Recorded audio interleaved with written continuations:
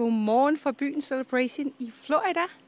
Celebration ligger tæt på Orlando. Hvis nogen af jer skulle komme her til området, så er den her dejlige by, som vi bor i hvert fald et besøg værd. Der er fantastisk natur og en masse stier.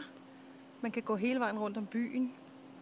Og så kan man jo også lige nyde et lille kig ud til de her gators, der ligger og soler sig over på bredden. Jeg ved ikke, om I kan se dem. Jeg er lidt langt fra.